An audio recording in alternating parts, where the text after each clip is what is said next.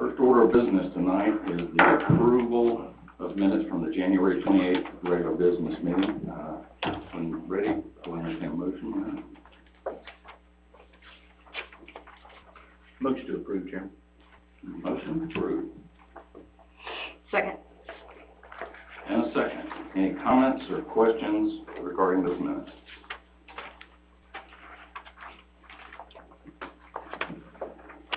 Commissioner Allen? Yes. Mayor? Yes. Yes. Yes. Yes. All right. I do not have anything specifically on chairman's report, so we'll move past that item.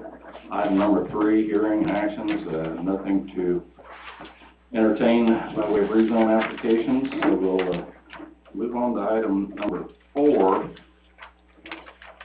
And what I'd like to say before item 4, this is, you'll hear it here first, since just a handful of folks, but what this board has decided to do is to actually kind of go back and do what was written to start with, and we're going to use this first meeting of each month as an agenda setting meeting / work session. So it's an opportunity to set the table for a meeting at the end of the month, and we're setting it by way of agenda items, discussion items, and it gives both our commissioners and citizens alike the opportunity to talk to each other, to find out any information that may be missing, gives the opportunity to voice your opinion or your concerns to a commissioner as well. So we're just trying to put a little bit of time in between the actual introduction of something and when it gets, when the board takes action on it. So with that, item number 4, statements and remarks from citizens on an agenda item. So if you're here and you would like to speak on items number 5 through 10, you now have that opportunity. Chairman, just a point of clarification. Please.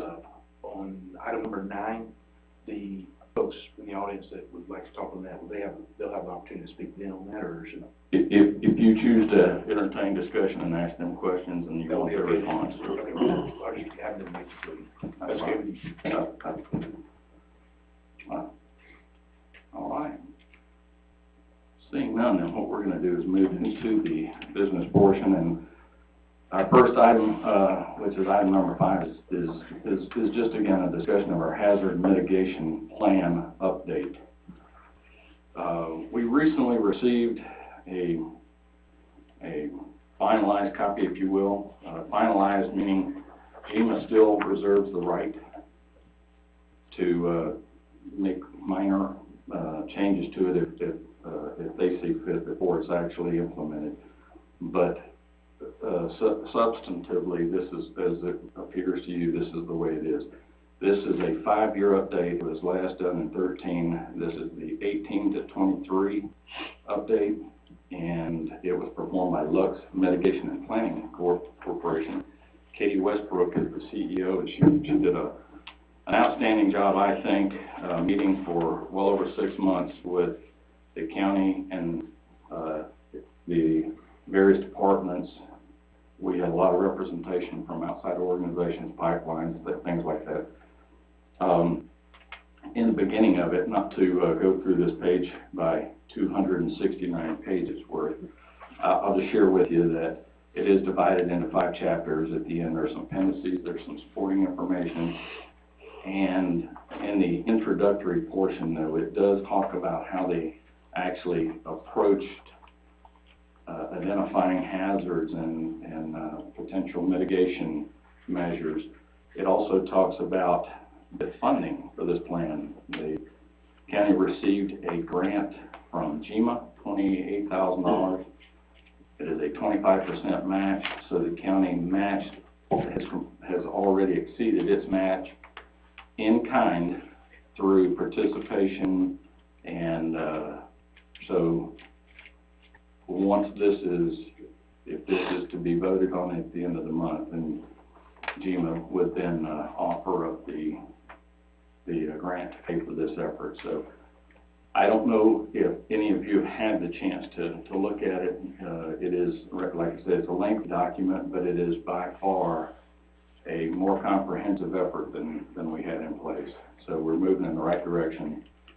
What is of note is typically for FEMA and GEMA purposes, if you don't have an item or a need identified in this plan, you're behind the eight ball trying to get funding for it. When a natural disaster or anything occurs, natural or man-made for that matter, when that occurs, if you've got certain needs, generators, alerting systems, whatever, if you've got that identified here, and that's something that they're willing to provide as a means to bolster your what we used to call civil defense, then if it's in here, you move to the front of the line, and it's important. That's the reason that we wanted to be a little bit more thoughtful on this one. So this is available. Is this available on our website yet? Okay. Once it's been, at the end of the month, the board would pass a resolution accepting this plan. And as will all 6 cities in the county, this is a joint effort between the county and the cities. This will be available. What I would tell you is if anybody's interested, we'll make it available some way, if it's electronic or whatever. Like I said, it'd be a lot easier electronically, trust me.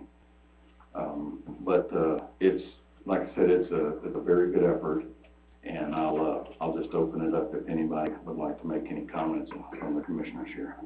Chairman, I was part of the process. We did, I guess it was, like you said, 6 months. There were commissioners, there were EMS, there was fire, there were pretty much everybody you can think of that would have some type of hand in the mitigation part of it, was there for their input, that kind of stuff. I think the chairman correct me if I'm wrong. We'll actually, I'm not sure you can say you can make money on it, but this is completely free because of the participation you had. You have to have all the participation. Right. We actually exceeded our 25%. GEMA has a provision that if you can verify that, many times they'll reimburse you above and beyond the original grant. So that was pretty good. Yeah, so it's nice. And, but it was very thought out. If you can read the 269 pages, I would definitely, at least look at the summaries and that kind of stuff to give you an idea. But people who worked on this worked really hard and diligently for 6 months, and I think they came up with a pretty good product there. Any other comment? Mr. As where we sit today, has our colleagues in the municipalities, have they took action on this to pass it, or do you know if it's pending, or just kind of looking at the protocol and time frame, if it has to be done by a particular time frame and their support, and just trying to get a better handle on it? Right. This has literally been, I think it's been in our hands less than a week, somewhere around a week. And what we'll do is to make sure that they do have this when we vote on a resolution. It will make reference to all cities also agreeing to it, and so obviously they need they need to be on board. I do not know where they are as far as an overview or looking at it. And, I'll be in touch with all of them. We do now have a new mayor in Hull, so we have a presiding or residing mayor, sitting mayor in each of the cities now. So we'll be in touch with them, and I'll make sure that they're in receipt of this though.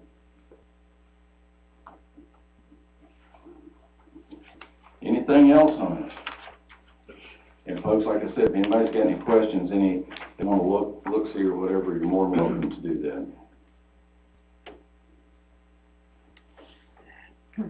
If it's I'm sorry? Is that a consent? Yeah, and that's another thing. I mentioned that we're going to try to present items at the beginning of the month and then vote on them at the end. The other thing that we're going to try to do is that the second meeting around the end of the month, this item will be presented for a vote. It'll be to consider a hazard mitigation plan update. We'll still have the same protocol. It'll still be there'll be a time to address and make remarks regarding this plan in that meeting. But what we're going to try to do, though, is in the absence of a reason or in the absence of overwhelming reason to discussed it at great length. For any item that comes up, and I used this example a little earlier, in some of our planning and zoning documentation, we'll amend from time to time, we'll clean up some language. Well, that language appears in numerous places throughout a number of other documents. So rather than go through and change all that, we're just gonna hit it one time and say for all of those words referenced. They may be listed in front of you, but rather than take an individual, we're gonna try to move things to a consent agenda when it makes sense. We all hear about this when you go through your new training, and it makes a lot of sense, but we seem to stray from that from time to time, and we wanna discuss even mundane, routine decisions to death. So if this is something that the board, any of these items as we go through them tonight, if they can be handled on a consent agenda, if you think they can be addressed without dissent or without a lot of discussion, you can put that on a consent agenda. It does not prohibit or preclude discussion when we meet again. It's just when we go to vote. You would be voting probably for the first slate. So, and we'll move through these items, and if you sense that there's something here that can be handled that way, we'll go ahead and identify that for the last meeting. This is definitely one of those, I would say. And it could be, like I said, you can reserve the right to remove an item from a consent agenda. If you want to discuss it at the day of the meeting, you can pull it off and pick it apart. So it's not an all or nothing. It's just trying to streamline some of the easier, more straightforward items that need to be handled. So any other discussion on the hazard mitigation plan update? Yes. All right. You should each have a copy of this next item is amending section 2-2 with respect to agenda setting meetings. So this only applies to what we just defined as our first meeting of the month. And what we're suggesting is in line with the notion that there is no, that there would not be any vote taken on routine matters like this until the end of the month. The one change that is listed in front of you here is that we've got all meetings, as it reads now, all meetings shall conclude with a citizen comment period in which any person may address the board on the topics of his choice, and his or her, I guess we changed it. And then the rest of that remains as it was originally written. The change that is being proposed is, since we're doing the business portion at the end of the month, that's the meeting that would be the opportunity for anybody that has gathered information that wishes to address citizens during the meeting. They want to address a particular agenda item, or at the end of the meeting with an open comment period. Just asking that the statements and remarks by any citizen be stricken from the agenda setting meeting, the first one, only the first one. So, any thoughts or comments on that? Well, the commissioner's been here. I know we have a new board, but Teresa and Tripp, they know where I stand on this, and I want to make sure that we have a place where somebody can come up and talk at the meetings. Now, as long as we have that in one of the month's meetings where they can come in and talk and make sure they can, voice something, then I think that I'd be okay with that. So as long as we're keeping a meeting in each month where someone can come up and talk about whatever they want to talk about, so they have that opportunity, I feel like I would be open to this and changing this during the discussion part. I guess the agenda setting meeting. Makes sense the way we're doing it. Any other thoughts on that? Any, like I said, you can look at it and and get back with me. Again, if it seems reasonable and if you're okay with that. Again, just if it's a straight up down vote or whatever, you can consider that also for That would probably be a consent agenda a item. consent item, that's correct. All right. On to item number 7. These are budget amendments. At the beginning of every year, there's some housekeeping as it pertains to closeout items for the preceding year. What you have in front of you are 1, 2, 3, 4, 5, 6, 7 items, actually.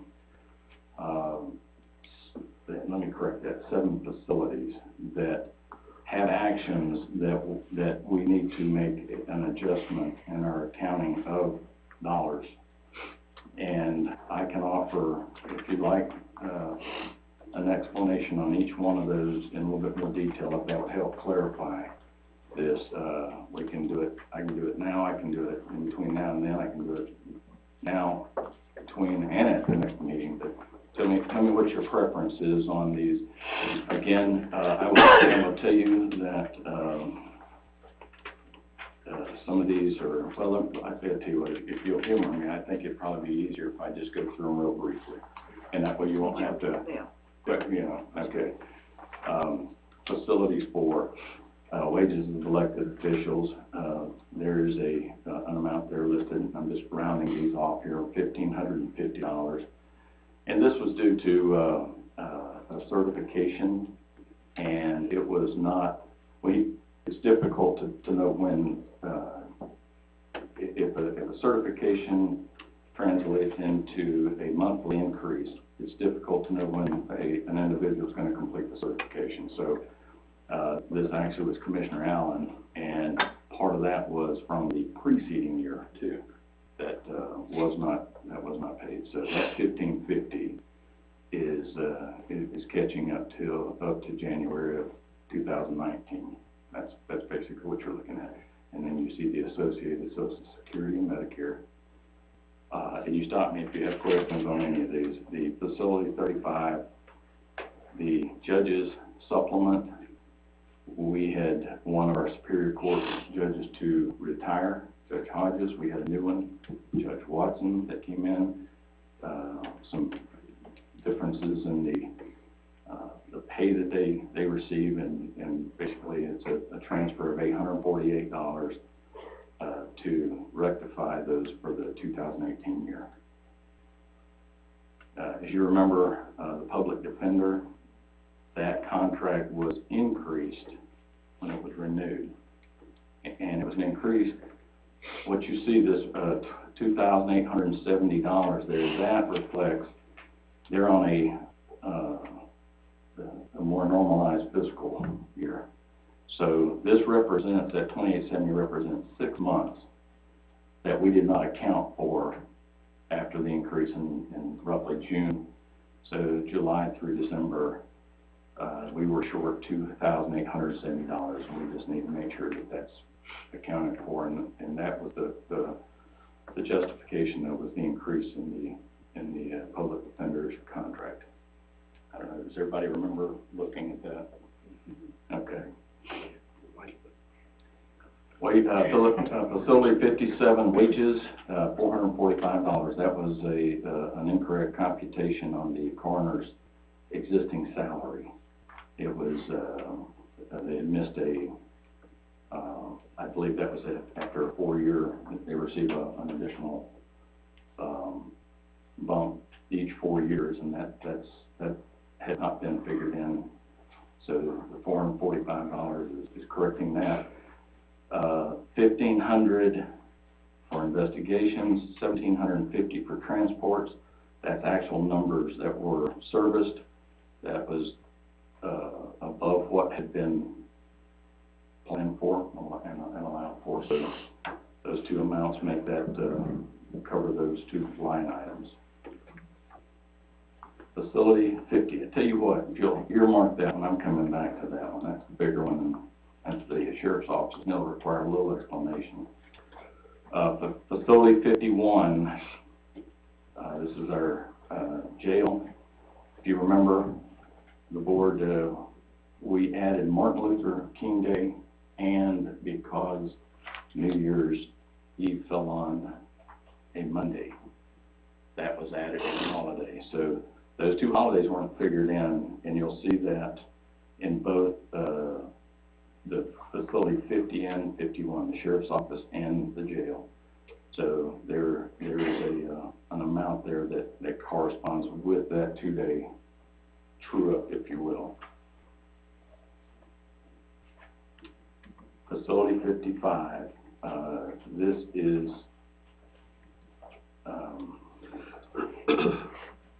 EMS, and there are two corrections here. One of them is for wages. A part-time, it's again, it's back to, it's very difficult to forecast or project part-time work. So with a 2% cost of living that was awarded in January, and that was put into place in February of 2018, and the number of hours worked by part-time, that left us at a $1,752 shortfall.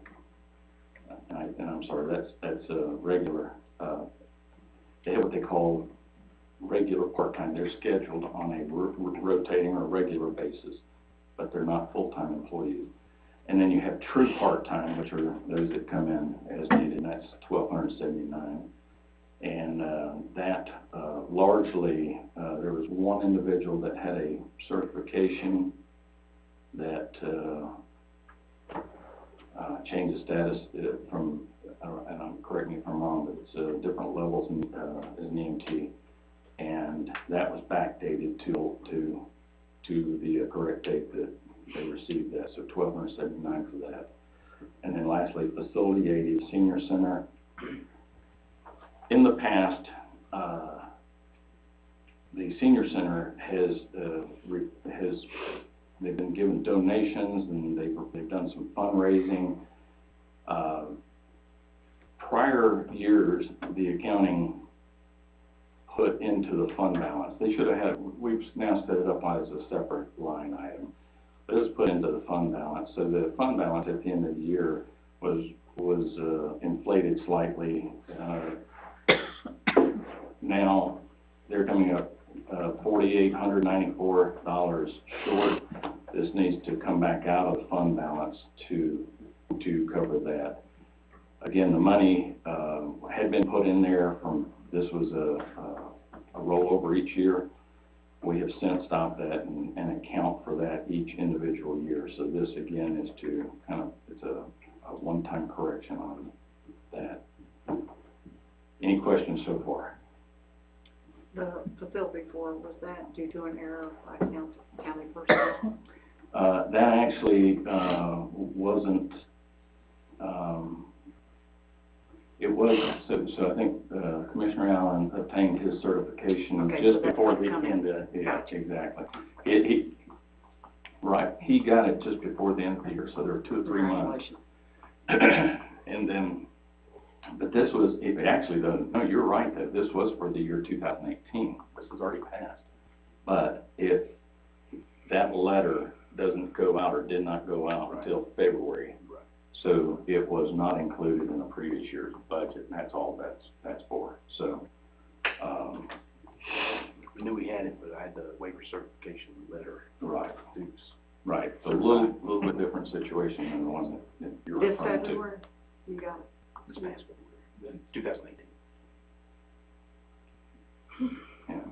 Pretty efficient. So, Facility 50, let's go back and catch this last one, and this is a,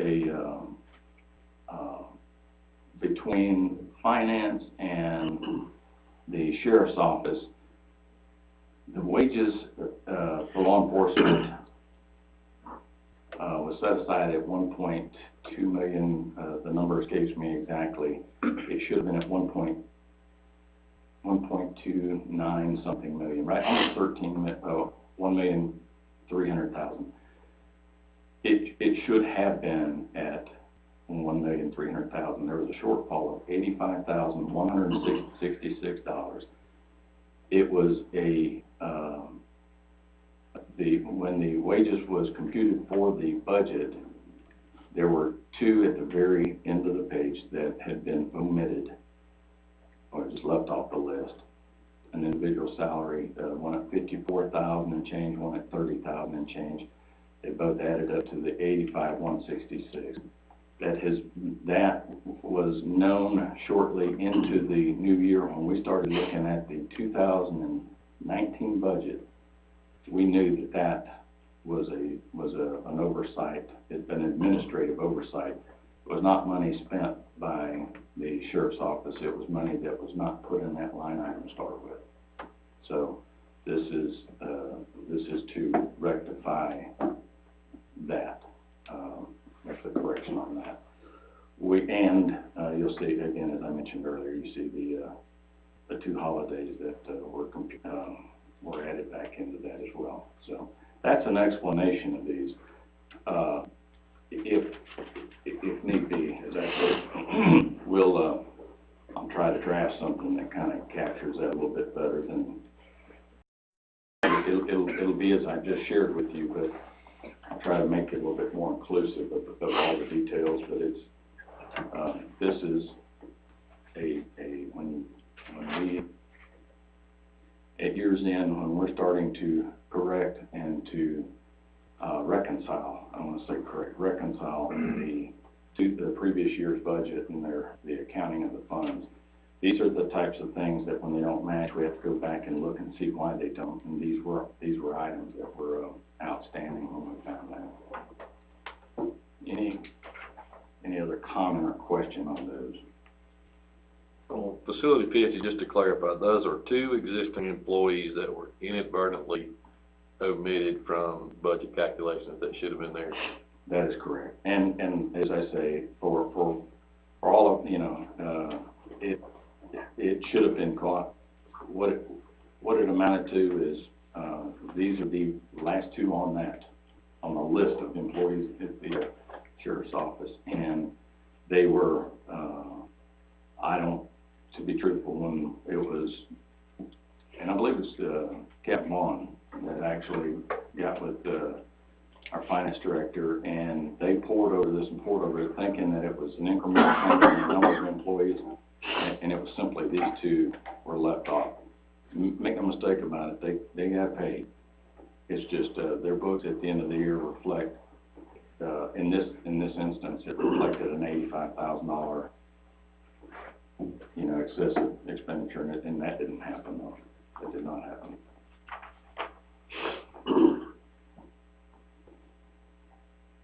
Any other comment or question on that? Would this be a consent agenda item for next time? And that's for you to tell me if these numbers aren't going to change. I'll just tell you that they are what they are, and I would suggest that it would be something that is done at the end of each year to reconcile the books. It doesn't make the books look any better or worse. It just is an accounting. The auditor will come in and view all of this. Yeah, I'd say it's Consent. I would look at it that way myself. All right. Okay, we're ready to move on. All right, item number 8. Discuss placing Sunday alcohol sales on Sunday alcohol sales referendum on the ballot at some point in the future. And I'll turn this over. Ladies and gentlemen, we are back here again. I think it was in 2017. I brought it up, and I'm bringing it up again because we didn't have the necessary votes there to put it to the vote. And that's what this is. This is nothing more than us deciding to let the people of Madison County have their day at the ballot to vote for Sunday sales and make a final decision, yes or no, so we can move on and know if this is going to be a revenue stream in the future, or are we going to continue to go the other way. Now, if it gets turned down, we can be quiet for a while, but, there's a lot of people out there, I've had so many folks, yay, nay, they don't want it, all stuff, but I'm hard pressed to find somebody that doesn't want to vote on it. That us 5 up here should give them the right to vote on You know, the businesses in this county need every advantage possible. When competing with Athens and surrounding counties, you know, there's been places that probably would come in, or maybe they would have stayed if they could have, you know, had that extra day. You know, there's always you know, the case of, you know, if it's right or wrong, morally, all this other stuff, but that's not what we're deciding today. We are not deciding to put Sunday sales legal out there. We're saying we're going to let the people of Madison County, who put us in office, decide once and for all what we're going to do. Because I can sit up here and talk about the pros and cons to alcohol sales, and in my opinion, the pros outweigh the cons, but I can't sit up here and I don't want to make that decision for the people of Madison County. I want them to make the decision. We've got a SPLOST vote coming up in November, so it's not like, you know, in the past we would have had to do a special election. It would cost, you know, an extra $11,000 to $13,000 to do a special election, that kind of thing. This year we can put it on that SPLOST ballot. We've got to go do the SPLOST. We've got to spend the money to have that SPLOST on the vote in November. Why not go ahead and put this Sunday sales on there? Let the people choose. Let them, you know, say if we should do it or not. And I promise you, the people that are paying property taxes in this county would probably like a little extra revenue in this county to maybe give them a little relief too. You know, so there's goods and bads of this going through. I just want to make sure that I beat home tonight that I'm asking you guys to help me put this on a referendum. That's it. When you go to the ballot, you can vote whichever way you want. But I'm just asking you to help me put it on a ballot. It's not going to cost us any extra money. It's a good year to do it. Hopefully we'll have a pretty good turnout for that SPLOST referendum, so we'll actually have a meaningful vote from, you know, what people think in this county about it. And so, you know, and think about this month. You know, we got, you know, 3 weeks till we vote on it. You know, think about it. I know there's times that, you know, we really do have to think about this personally. About the morality of it maybe, and I understand all that, I really do. Might not agree with you, but I can understand it. And you go to the ballot and you say that this here is to let the people decide. And we might get in there and the people might decide overwhelmingly either way or the other. But I'm just asking you guys to help me do that. And so, you know, the people that I've talked to I'm not going around talking to drunks, and the drunks are, you know, they're the ones that want this on Sunday. You know, these are moms and dads.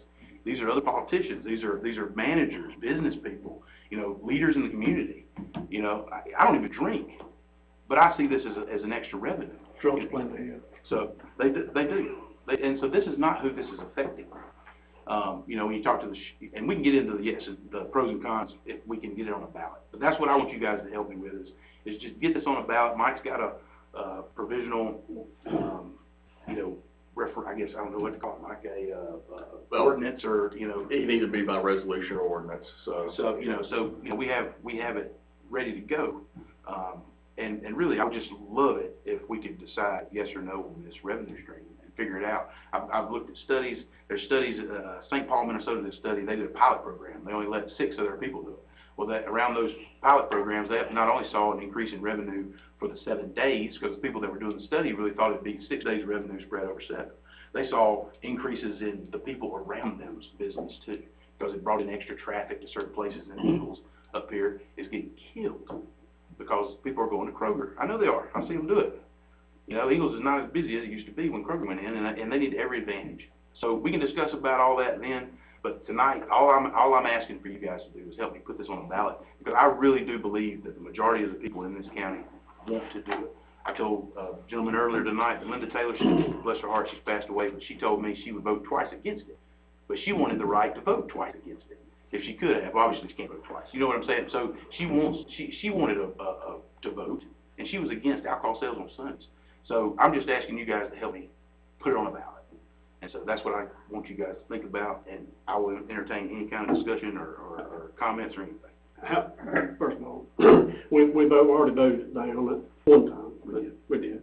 I only had one person say anything to me about it, period. But I have a question. How many cities in this county have alcohol sales on Sunday? I know Danielsville does. So it's really not true that they would have to leave the county to buy beer on Sunday, because the cities they can do whatever they want to do. These would be people out in the county. Only the folks out in the county would be affected, and I know Ingles is out in the county. But Ingles has also done a lot to their own detriment. by not selling out parcels, by not renting out the building beside them, you know, I mean, they're not trying to help themselves like, you know, like Kroger has. So, but tonight, we're not talking about yes or no. I know, I'm just stating my case, just like you did for 5 minutes. But wait a minute, I'm just saying, I disagree.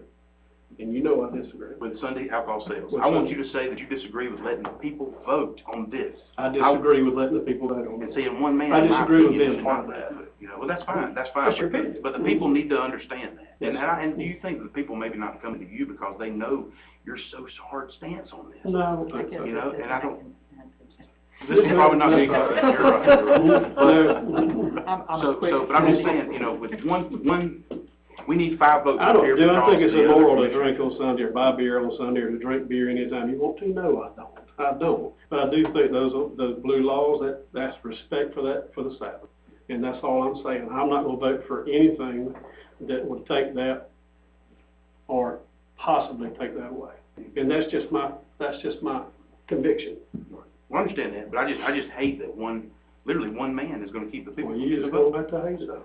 So, I will, because that's not right, in my opinion, in a It'll take more than one. In a red. It'll take more than one, it'll take a majority here. Take, you know, red state, you know, that don't want people to have the decision to vote on. There's other people here, that's not me, I'm just telling you how I'm gonna vote, no. Right, I know, but I've talked to other commissioners, and I kinda know what they're thinking. I think they do change their mind. But you've been up, and I was 4 against, it was 4 people against 1 last time. And I'm not gonna stop bringing this up. And so, you know, cause I want that revenue. Yeah, I'm just so tired of people. It's not gonna be that much, it's not that much. I don't care, it's gonna be enough. It'll be enough to make a difference. You know, and I know And it's not there's more gonna people be in the more jail, dollars. there's more people in the. To be quite honest, I don't know, you know, if the sheriff, maybe the sheriff will speak on the 25th, but I really don't think that it's gonna cost more. I think it will actually help. That might help me. You know, so, and if you look at and I'm telling you, and guys, over the next month, because I'm gonna wanna vote on this. I'm done. I would like to get some of the studies and things like that. I'll get those to you. Yeah, if y'all would like statistics and things like that. But if it's a moral thing and it's a, you know, there's no way I'm changing that. But I just want you guys to know that the people that talk to me, they want to vote on it. That's all I can say. So, I don't think we should take the right away from them. So. Besides your desire to have it on here, is there a draft, what is being, the question, besides your desire, and I understand that question, do we have draft language of what the vote would be? Yeah, that's what I was talking about earlier when I was talking about Mike. I mean, that's the question I've got, I mean, that. Yeah. And I've got information questions for the, you know, if there's estimated funds, I mean, what estimated revenue, what do I need to have in my hand to talk to people so I can make an informed decision? That's my question here, which right now, I'm not saying Mr. Pruitt doesn't have some information, I'm just saying I don't. All I've got right now is your desire. And that's why we're discussing it tonight, so I can show my desire, and I can get you the information so we can vote on it next time. And so, you know, I've got, go ahead, Mike, go ahead. Well, I was going to bring up that I actually haven't drafted the resolution yet. It's fairly simple, and it's pretty much stated in the law, but, you know, as I've said before, I typically don't draft unless either a majority of the board or the chairman asks me to, so, but what the law provides is a pretty simple resolution that would call for that vote. It would be a majority vote, specify the date, which Commissioner Allen's asking for that to be the November 2019 election. It would authorize sales of malt beverages, package sales, malt beverages and wine on Sundays between the hours of 12:30 p.m. and 11:30 p.m. And that's pretty much the sum total of your resolution. Now, I obviously don't have revenue figures and that sort of thing. But we do right at about $129,000 a year right now. Excise tax that we get, it's in our budget too. We get, like I said, this year I just got the numbers, and we didn't have the winery, which was for Boutier, which wasn't that much, but $128,871.77 is what we got last year, for this past year from alcohol sales. And if you do the math on that alone is about, what, a fifth of a mil? 0.2 mils right there. And I'm sure that people would love to have that 0.2 mil taken off of it. You know, but obviously we're not going to double that by Sunday sales, but we will have some more that we make. And I- Especially if the majority of those are in cities that already sell alcohol on Sundays, it's not all that. I'm just saying. Depends Well, on I have what to look, percentage too, I'm of not, those you know, I have to look at the other cities and see who sell on Sunday. I think it's just Deville. So, I mean, if we're not encouraging sprawl, that's another reason. I'm just don't- sprawl, just forget it. I will. That, but anyway, food for thought.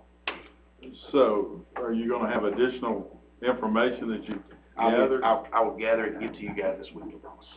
about, Revenue and all this other stuff. I'll break it down. What guys, what would you like to have? I don't know if it's gonna matter. We gotta have all five, but. How many stores are there outside in the county that would benefit from this? Well, when we do We don't outside have the anything county- to say about anything that goes on in the cities. Well, I know we approved, what was the last alcohol sales we did, their license, was there 20 on there? Somewhere around 18 or something? 17 or 18. Yeah, so 17 or 18 stores.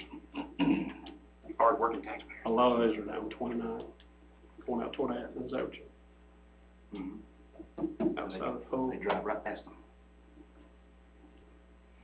Well, therein lies the beauty But think about of having this meeting and then a second meeting, I see. Be a little bit of time to put that together and make sure, you know, whatever information's out there, it's out there, and appreciate that there is a distinction, as I read through that earlier, between malt beverages and wine and distilled beverages. So there's any number of things that would probably need to be spelled out on that. So. And based on Commissioner Doster's question, is there at least sort of a consensus that I'll go ahead and put a simple resolution together so you at least do have something for your next meeting that you could either vote up or down, or choose not to vote on at all, I suppose? So, Sure. You know what okay. Okay. There you go. That way, if it's warranted, it'll be in hand and and I guess too, Lee, or whoever's putting it together, looking at what the advantages if you had Sunday sales, would that be an advantage to bringing in any new businesses, Well, you know, such as restaurants at any point, or whatever? I mean, I'm curious if we look at where this has happened in other places, if there's anywhere that you can point to that's similar to maybe Madison County's current situation. Gotcha.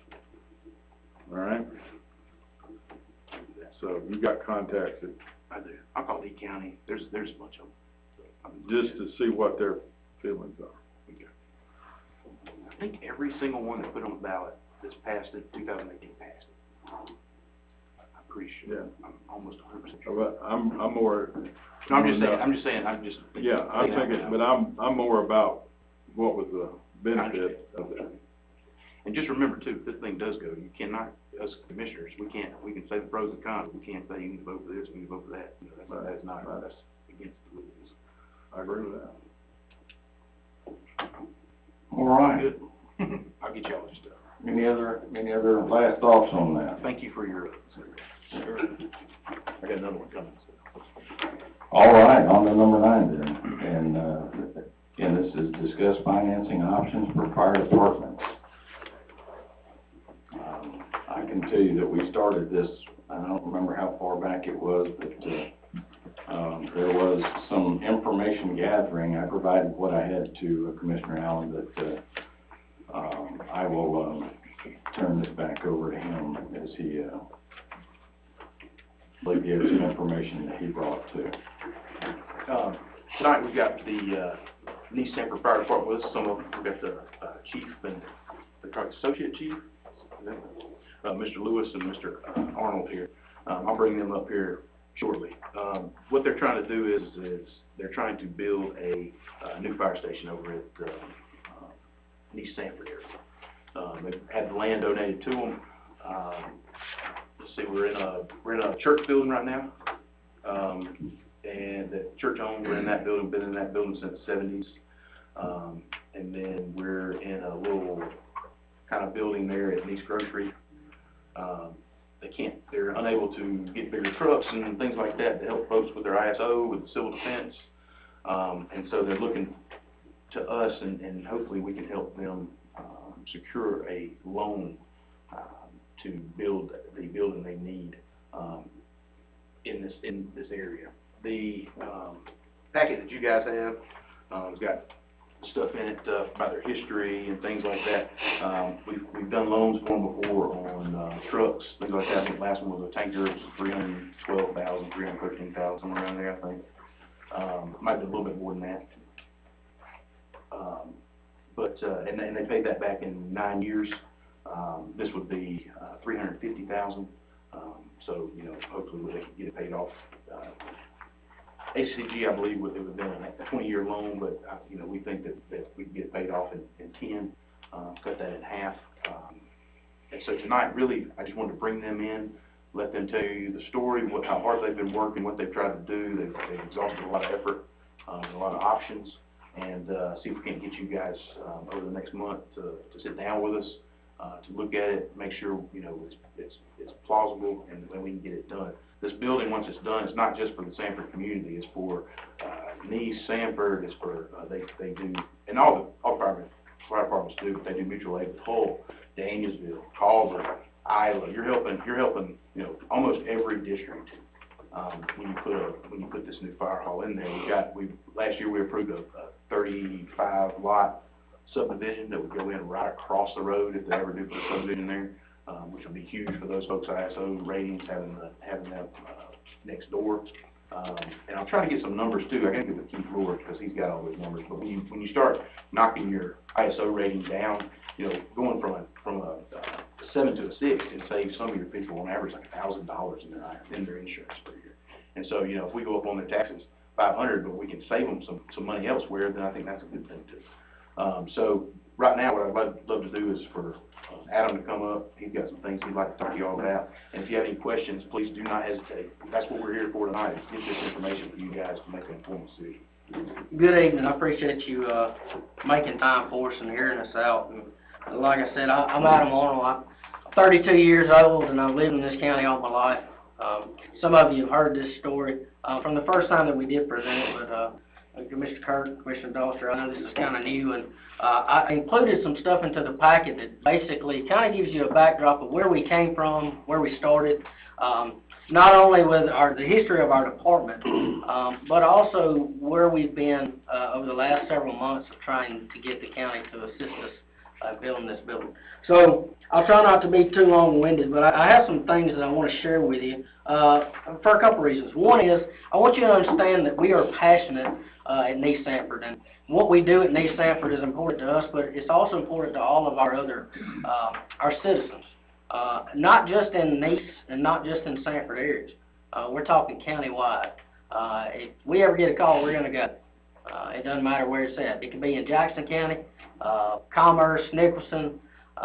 We have standing mutual aid orders with them, and if they need us, we had a big pallet fire on 334.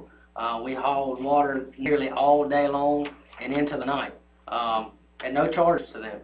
We did it out of the kindness of our heart, and that's what they would do for us. So if you'll bear with me a minute, I got something I want to read. This is not in your packet, but since 1973, the Nice Sanford Fire Department has been providing emergency services to the Nice and the Sanford communities.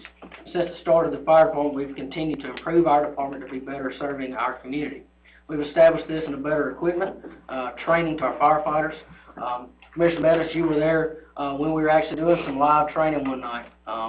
She was very impressed with what we had done, how we were training, doing the hands-on things that we needed to do to make sure that we were safe, make sure that we were well prepared for when the call came out. All this was done to protect the citizens of Madison County, not just Nice, not just Sanford. So I'm here tonight to ask you for your help and to continue to support us to improve our department. And in a minute I'll explain kind of how that's going to work and kind of where this is going to go. So funding is hard for us for our little small department. We don't have a municipality. We don't have a city. The only thing that we get is the county funds, the SPLOSH funds. Those are and mail-outs. Our citizens supporting us, believing in us, coming to these functions and coming to the county and saying, now look, we can't do it on our own. We'll just be honest with you. There's no shame in our game, but we need some help. So if it weren't for all those, we would be in really dire shape for some help. But we need this building to further our growth and to provide better coverage. We just need your help.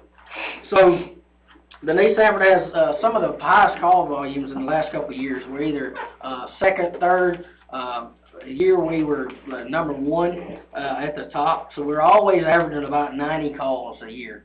For a rural fire department, that's pretty high. With all the homes, with all the subdivisions that are coming into Hull, we run a lot of mutual aid and a lot of backup for them.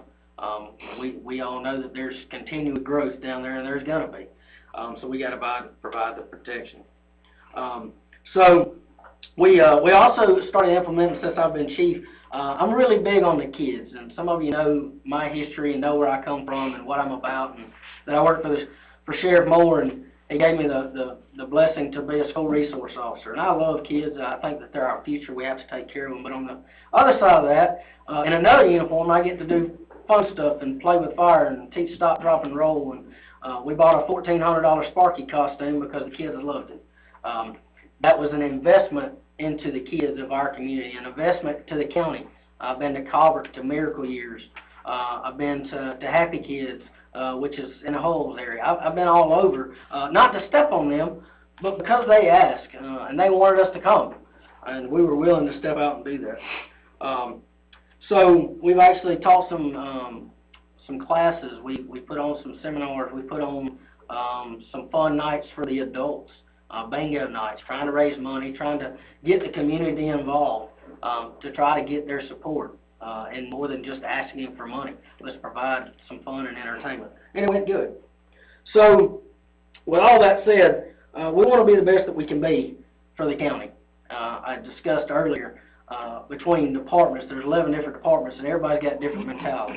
You got some that we're the best, and you got some that are just trying to make it. And respectfully, that's them. At East Sanford, we're in East Sanford. We've done some great things to be in a great place and a good spot, to be in the black, to not have debt. I mean, we have scrimped and saved, and we have been diligent in what we have and what we've been given. We just need the opportunity to be able to move forward with it. So, if I can just bear with me, I got a couple of notes and specific things that I know that people think about, questions that have come up, questions I've asked myself, things that I really, really think need to be answered.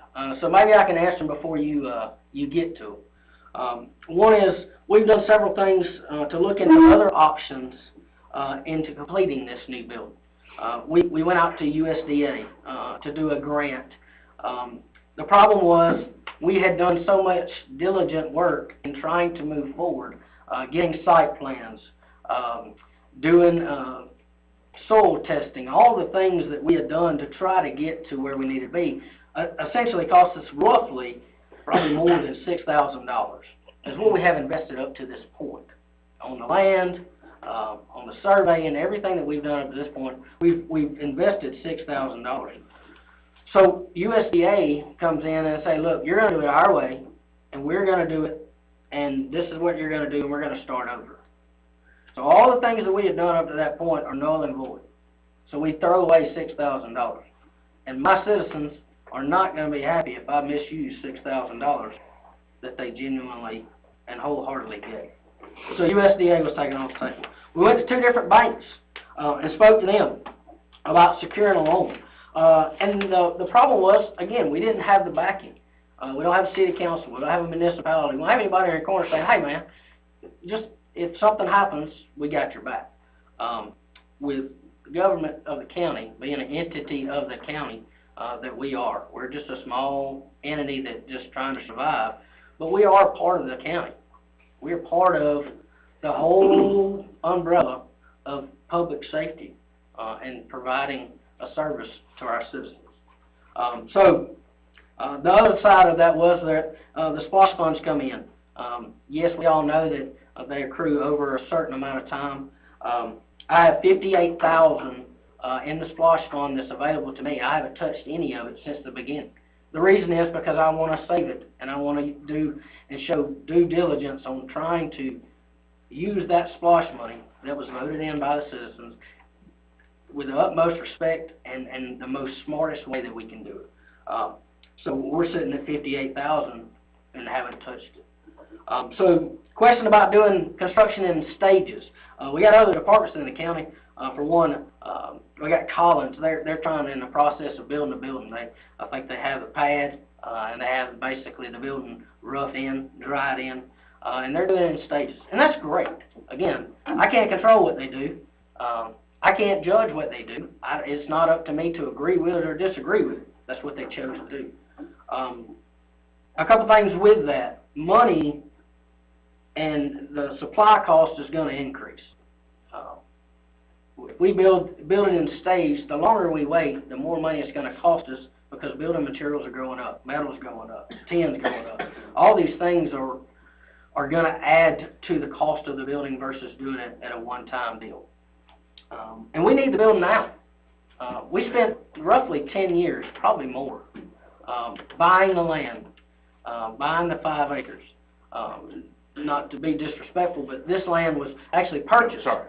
That's all right. But it was actually, it was purchased. The fire department land at Gordon's Chapel at the community center was donated and was given to us. But just to be clear, this parcel of land on East Commerce Road was actually purchased.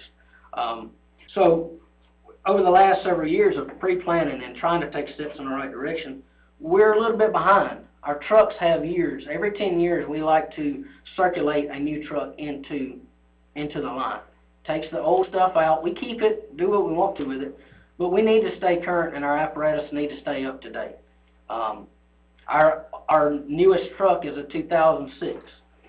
So we're behind times on a new apparatus, but the problem is I need the building to put it in. I don't have a building.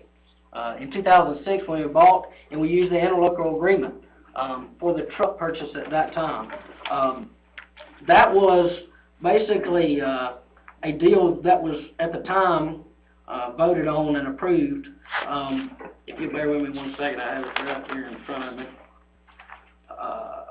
We took the loan out in 2007, and it was paid off in 2016. It was a total of $232,390.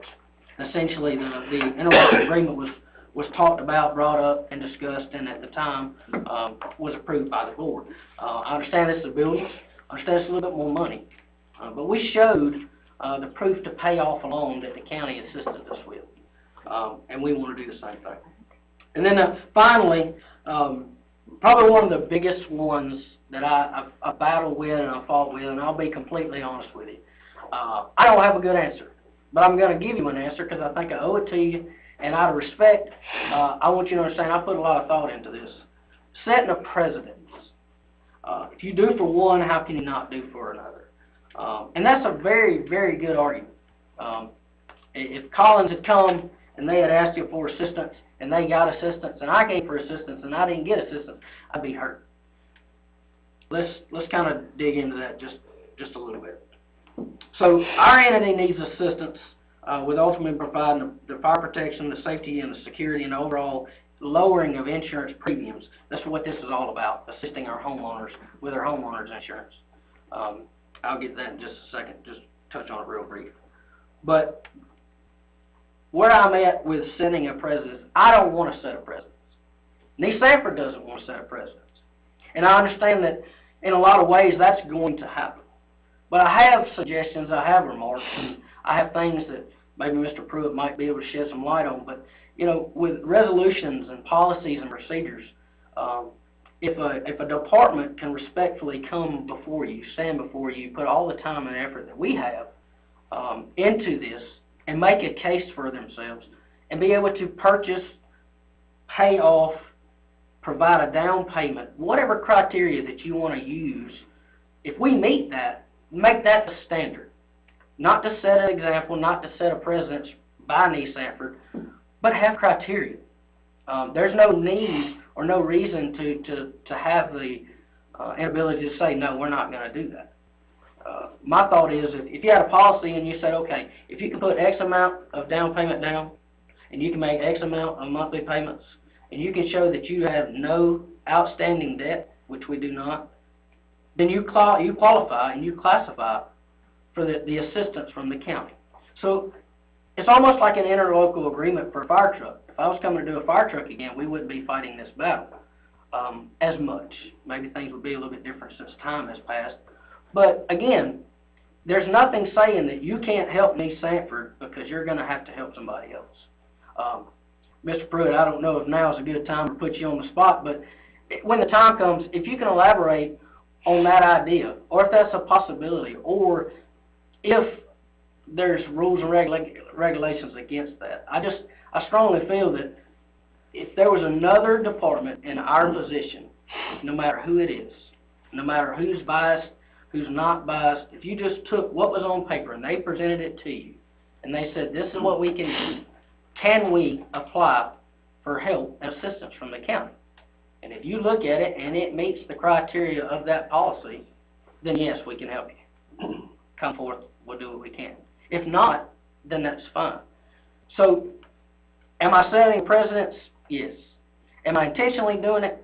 Am I doing it out of spite or out of, am I trying to make another department look bad? Am I trying to do something special for Nice Sanford?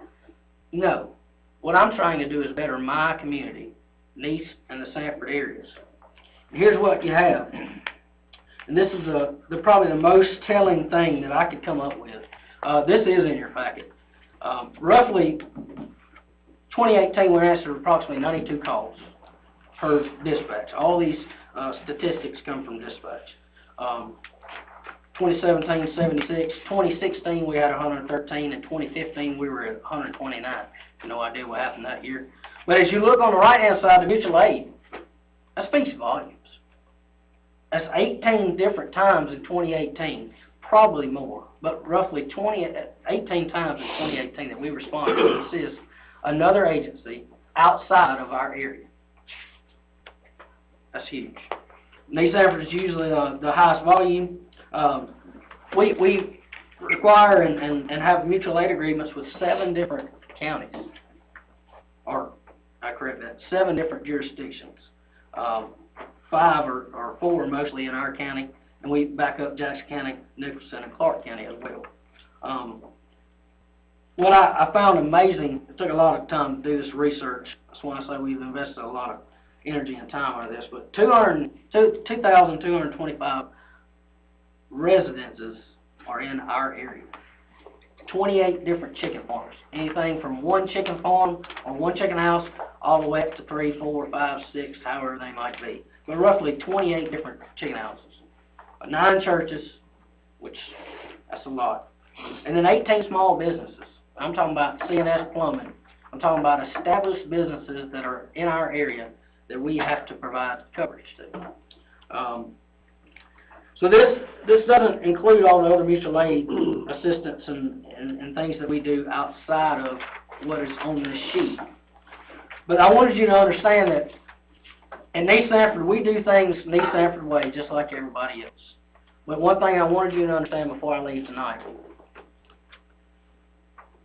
the only precedence that I want to set is the fact that my citizens understand that I came to the county for assistance. And that in 2016, we had an ISO rating of a 7 across the board. In 2016, they came in and did an audit. And for whatever reason, they said we had to have a split rating, which is a 5X or a 5.9. All right, so bear with me a minute. A Class 5 rating is anybody who is within 1,000 feet of a hydrant. If you look at a hydrant map that I could provide you, we have very few county water hydrants in our area. A 9 is 1 less than 10. A 10 is no fire service protection at all. So you're talking a huge difference between a 7 and a 9, regardless of it if it's $1,000. But I will tell you this: since the beginning of 2018 in January, I started receiving phone calls from citizens and insurance companies wanting to know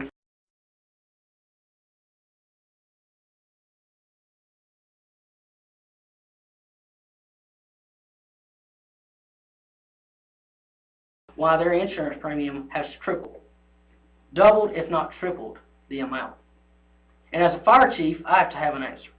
And I don't really have one other than this. And this is the only thing that I could tell them. In 2016, when they gave us a split rating, they said, look, what we're going to do, we're going to give you the Class 5 rating. Everything that you have is within 5 miles of a station, and we will grant that 5. And the insurance writers wrote the policy for a Class 5. In 2018, something changed. I cannot get an answer from ISO.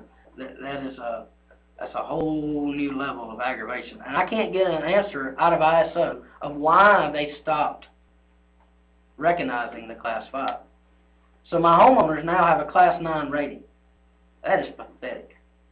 So they're looking at me saying, hey, Chief Arnold, what is the problem? Well, the problem is we need county water. We understand that that costs money. I get that. We understand that that's huge, and we have other projects in Colbert going on. I mean, that is a tough subject when you talk about IDA and you talk about county water. Well, how else could you do it? Well, I could do another audit, but I have to have something to do the audit for. Yes, we've improved our equipment. Yes, we have newer packs and newer air bottles, and we have these things, but what would ultimately help us the most is the water capacity, to take these waters to an initial response. We drop the tones. We do water shuttles with other people.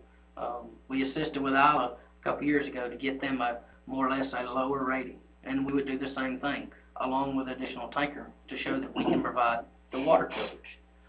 So I guess put yourself in my shoes. And in the shoes of the citizens in East Stanford. Even though your district may not be there, we will provide service. I was intrigued with the EMA and the mitigation. I think that, to me, that's huge. If we have a natural disaster, regardless of where it's going to go or where it's going to be, East Stanford's going to be there with our bright green, unripened fire trucks, as Randy Wilson says. But we're going to be there because it's going to take every resource that we have to ensure that our people are safe. So, with that said, I would be willing and open. I will be as transparent as I can be. I have a budget sheet here tonight. I would rather not put that out on the record.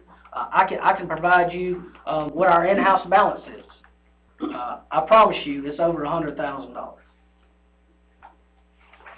So, we have 58,000 of SPLOST that we haven't touched. All I'm asking for is this. Be a surety of the loan. I will solemnly swear that we would get it paid off, whether it's a 15-year note or a 30-year note or a 10-year note. If we can make additional payments, we're going to make it. If we can make this, who wants to pay a lot of interest? But one thing happens is, regardless if a bank loans the money or not, the interest rate that the county can get is so low, it's unheard of. 1%. That's amazing. And that's from the bank that you've been dealing with? He's talking about police cars and stuff like that, ACCG. If we use an ACCG loan through the county, then instead of 4, 5, 6%, I'm looking at 1%. I got a question. Yes, I got 2 questions. yes. And I think we talked about this a little bit last time, but this is a slam dunk for the bank. I mean, they're putting zero faith in y'all for some reason. I don't understand that. I mean, because just to have the county back it up, I mean, they wouldn't do that on a house. Soft money. Huh? Well, soft money. So can I answer that one? And they're going to ask for everything. I'm just saying, they want your firstborn if they can get it, but I just don't understand that. I mean, you got money to put down. Well, can I answer that question, and then we'll get to the next one? Rick Lewis, he's our chair of the building committee. He's went to several financial meetings. He's well versed in it. He's very familiar with it. I'm going to do the best I can. If I don't hit it, feel free to come join me. What it is they look at your assets and what you have available. And what they look at is they say, okay, you don't have any guaranteed money. When you have SPLOST funds, that's voted in. But you said you had $100,000 in the house. Yes. Okay. But you understand, I can only use half of that in order to get where I need to be. Right. So I can't deplete all that we have in order to build the building. What were they asking for a down payment? Do you know? Most of the time it's 10% of the loan. We're willing, and please understand this. 35. Come on. We're not here tonight to ask you to pay for this building. We're here tonight to ask you to help us secure a loan. We're going to pay for the building. That's a promise that we're gonna make from East Stanford. The banks look at us as an entity that don't have income coming in, all right? We have several firemen that have jobs every day, but as far as the fire department itself, we have no income coming in. So they're saying, how are you gonna pay for this loan? They probably ask y'all to sign personally. Exactly right. Now, you can imagine that if you guys were asked to sign a note for the county, to support Madison County in a total. So, as we are in Madison County, like Chief has already said, we're a very small department with very small, income. But we are good stewards of what we get. We have over $100,000 in our checking account.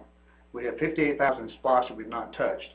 We're willing to put more than 10% down on this loan, so the loan itself is going to have equity going in. So the bank said, if you just get someone that can stand behind you and back you up if something goes wrong, then we'll be more than happy to give you the loan. We don't have a problem getting the loan. We can get the loan. But the problem is the backing of the loan. So tonight, we're not here asking you to pay for our building. We're asking you to help secure a loan so we can pay for it. On the other side. Right. And so going with you guys with a 15-year note versus the 30-year note with the bank is very intriguing to us that we can get this done quickly. Like Chief was talking about earlier, we're not here trying to set a precedence of any kind. We're here hoping that you will see that we've had records in the past when we've borrowed a great sum of money and paid it back ahead of time. And so that's what we're promising tonight. We're asking you guys that if we can get the backing of the county, we're going to pay for the loan. We're not asking you to pay for it. We're just asking for your support. And emergency services in our county is huge. Now, I know there's only two people sitting up here that have anything to say about this.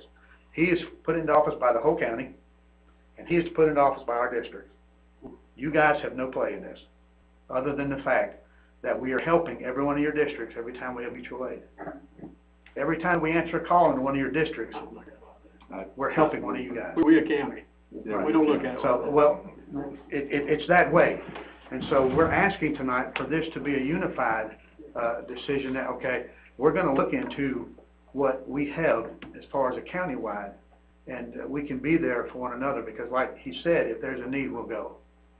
And our records show that we'll go. What was your other question?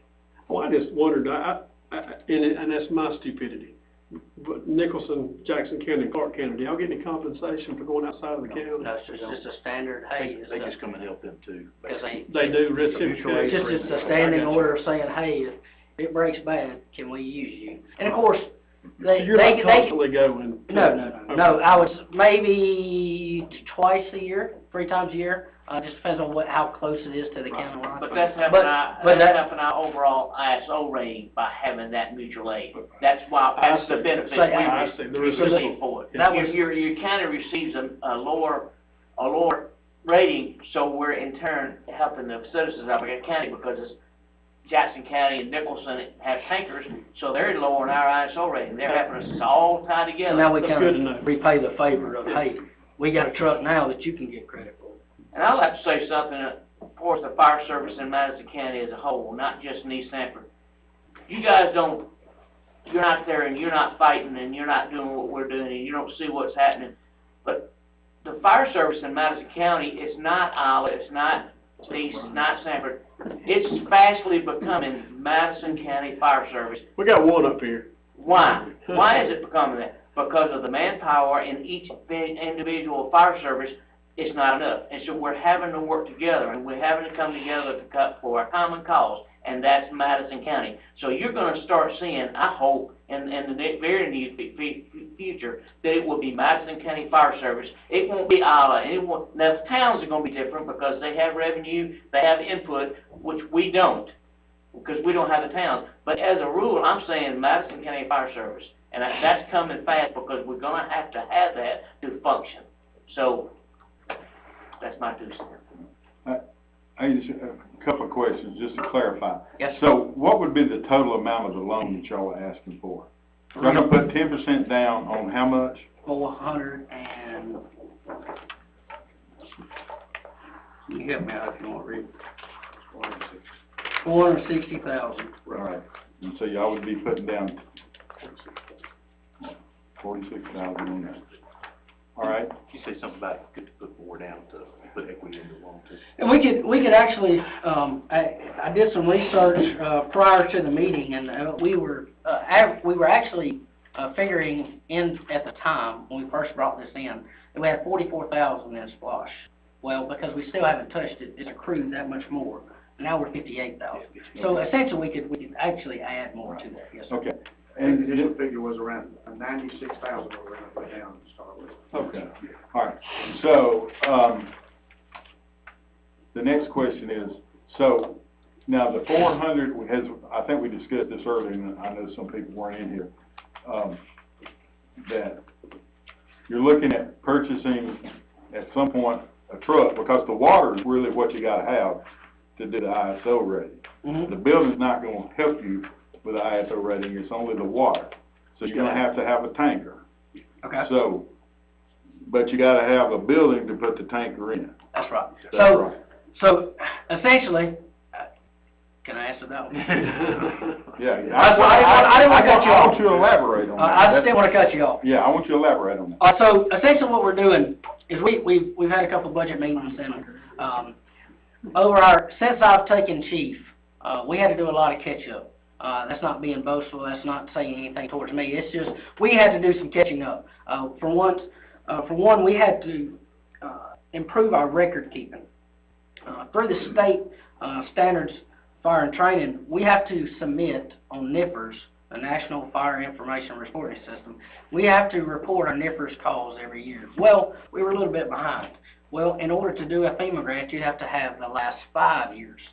So we had to go back and submit a lot of records into the computer to ensure that we had that covered. And since then, we have applied for a FEMA grant for a tanker. Well, you would say, well, how are you going to do both? Well, the way the FEMA grant, not getting in too deep with it, the FEMA grant is only going to cost us a very small percentage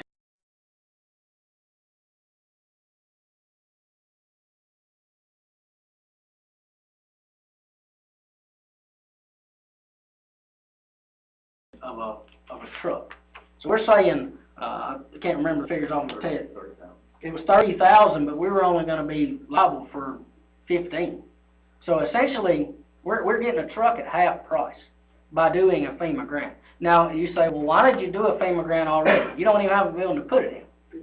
Well, if we don't have a building to put it in, and I get the truck, then what am I going to do? If I get the building, and I don't do a FEMA grant, now I'm going to have a building with no truck, and we're not winning. So by doing this simultaneously, guaranteeing that the building and the funds for that will be taken care of and secured, knowing that we will have $15,000 at the end of the day, we could scrape and save, and we could send out another big letter and make that to buy a brand new truck. It was a no-brainer for us. What's the eve height you're gonna have to have for that? Sir? What eve height are you gonna have to get the truck in? You remember the...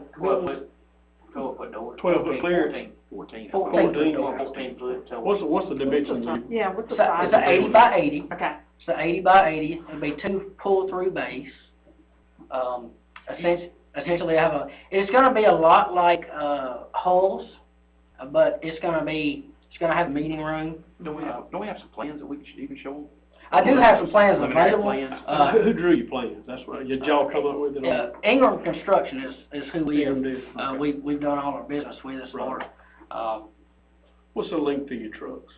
I would say roughly probably 30 foot. 30 foot.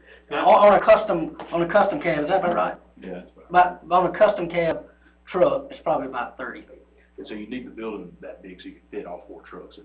Well, Are all your trucks in the building, or to have room for training and stuff like that too? well, we would like to have a minimum of 2 trucks there at this time, because we want to have space to work. If we have inclement weather, we want to be able to train inside. If we want to eventually try to get another rescue truck in the county, then we could house a rescue truck. Or if we wanted to do something to get a Hummer or a brush truck or a service truck, we could have additional room. Go ahead. No, go ahead. What was the total building price? It was, would you say it was? $460,000. Oh, that's the building price? Okay. I mean, is that it finished, offices and everything? Yes, sir. That's It'll be turnkey building. It'll be a steel building, Butler building type building with a, concrete facade, some kind of brick or something out front about halfway up. Have 4 overhead doors, drive-through bays, have room for 4 trucks. We have 2 at the present time, so we can use the 2 additional bays we have now for training indoors. And it will have the offices and And I can provide plans, building plans. I'd like to see them. Another thing too is that they actually have, down there where they're at now, they don't have, closest hydrant's, 2,000 foot away, 1,000 foot away? And so they literally, across from the driveway, I've got pictures I'll send you guys, but the hydrant is literally right across the way. So we, you know, if we So it wouldn't take much to run water across the to way. shoot it right across in East Commerce, and then we have water to train with. we're gonna require a hydrant there at the station for training and doing, additional things there. Have y'all thought the idea about boring under the road? Not yet. No, we gotta crawl before we can walk. But that would be the ultimate goal, is to have a standpipe, even in the station. So we could do and work in the wintertime and the harsher winter. We could fill our trucks and wash out the bays, and we could do a multitude of things, if we had city water run down. And it's just a short piece. I forget the dimensions, but it's probably only 500-600 foot, down the driveway. So it shouldn't be So, that intensive. so that clarify for me, so you feel assured that you would get the FEMA grant? I will put it, we use an agency from another state, I believe it was Alabama, that's what they do. They are a business, he is a firefighter, and his percentage rate on receiving FEMA grants is extremely high. And in that, then we'd have to offset his costs and this, but long and short, we have a high probability of receiving a grant based on the company that we used. Yes, sir. So if you didn't get the FEMA grant though, my question is, would you be able to purchase a tanker? With a loan. With this secured by you. loan? I think with this loan, and maybe other avenues that we could research, just because of FEMA grant is not available. There's other grants. There's Homeland Security grants, and there's other types of grants out there. FEMA is just one of the ones that we've pursued up to this point. So I think regardless of whether this truck falls through or not, we have to have a truck, because our oldest truck is a 2006.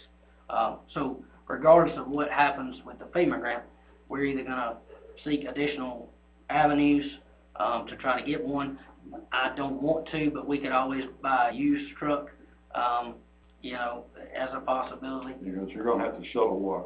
So we're gonna have to, well, until some things change, yes, sir. If the IDA, something changed there, or there was some industry brought into a certain part of our area that maybe we can piggyback off of that, there would be a lot of things that have to change to try to get county water where we're at. All right, so my question then, too, is then the ACCG, I mean, we talked, who's done the research on that as far as? Your chairman could probably talk to us better than he quite frankly. Well, I talked to, I believe his name is Brent Williams. Brent Williams, yeah. And, there were like 5 options, but there were only a couple viable. right, and he listed a number of them, and you mentioned a few of them, tonight, as far as the potential for, just backing a loan. And let me say before, I go any further, from my own perspective, I know you and I spoke, and I don't know that anybody would be down on this idea at all. I mean, period, as far as the bringing another station or another facility on board. It's not the physical bill, it's not your plan, it's not that idea, it's not, it's nothing to do with that. Still got to get to the whole how part eventually. Are you 501c3? And have you? Yes. You are, okay.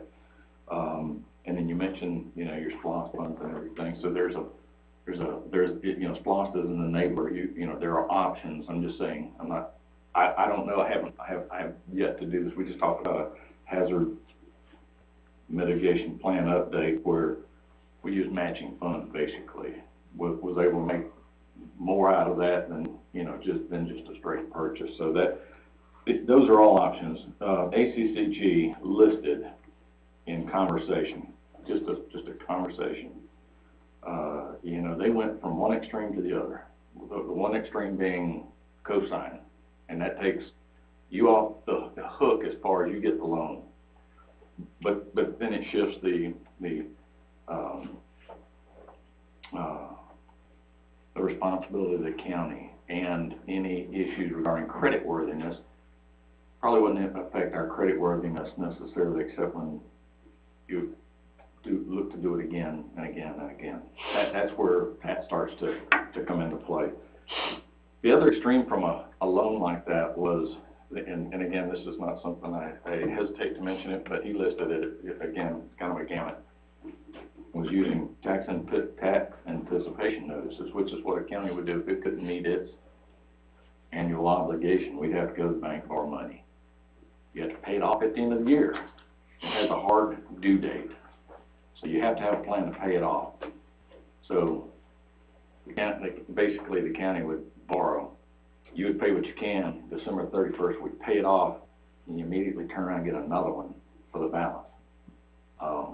It's kind of a heinous idea. I'm just going to share that with you. I think it's not a viable option. Again, but he wanted to kind of bound the good and the bad, and there are varying degrees in between that.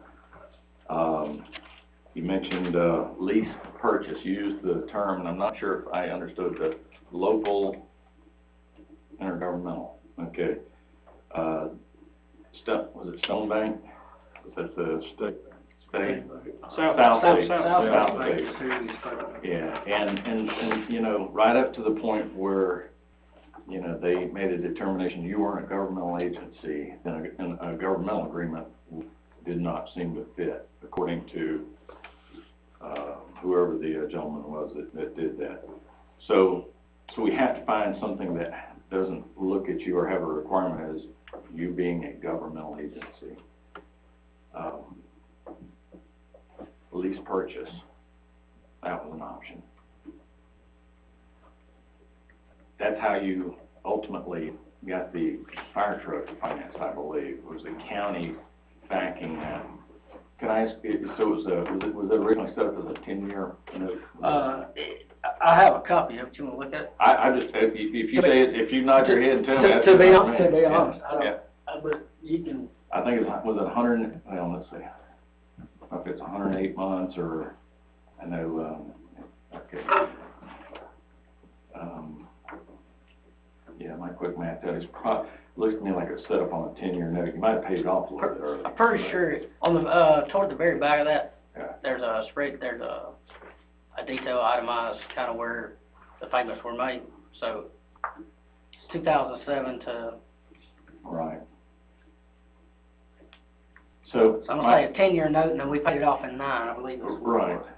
And you were making payments of roughly 23 grand. Okay.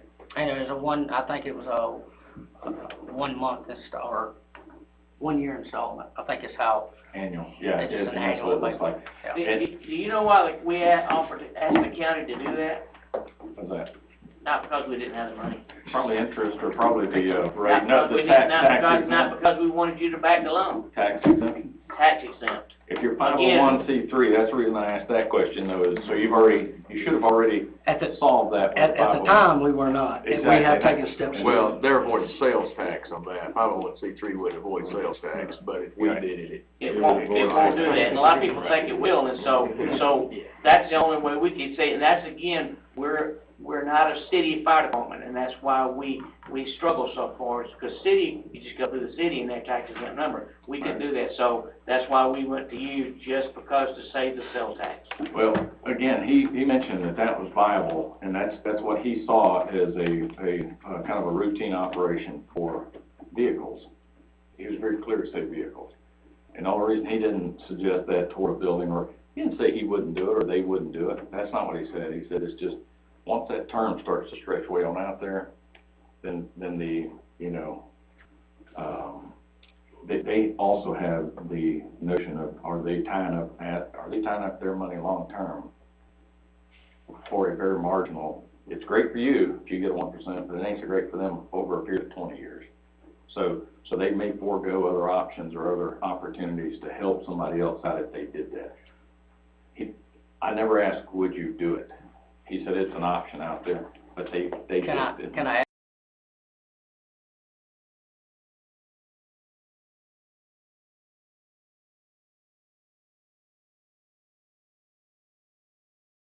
ask why you didn't?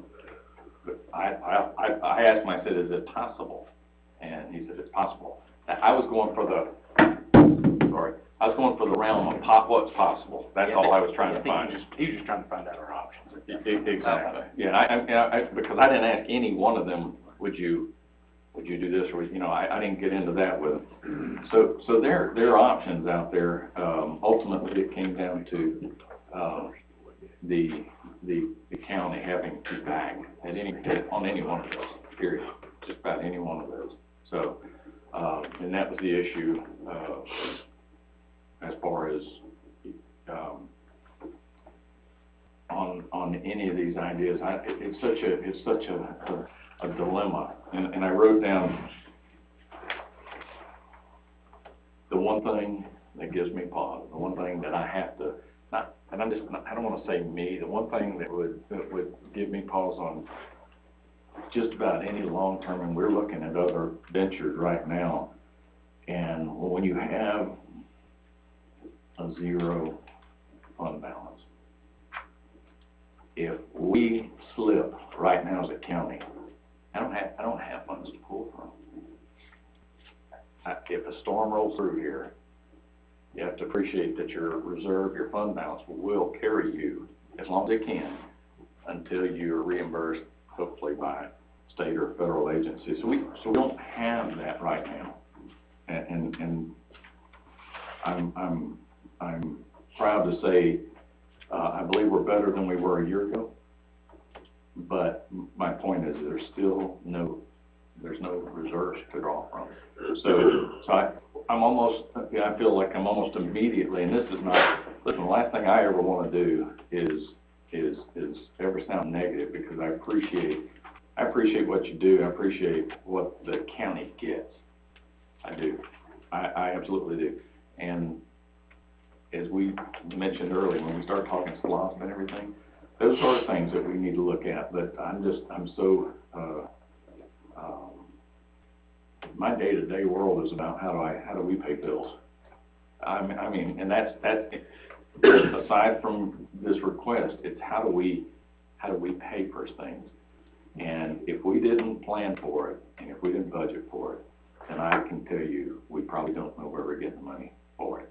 That's the truth and the reality right now. So I have two questions. One is the lease purchase option available? I'm sure it is. From ACCG? I feel sure it is. Okay. The only remark, and out of respect for each one of you, every board member and chairman, I appreciate everything that you do for the county. But with the utmost respect, you pull a lot of weight. And so, as much as I appreciate, and I understand what you're saying, and I do see it from both sides, I have to fairly do that.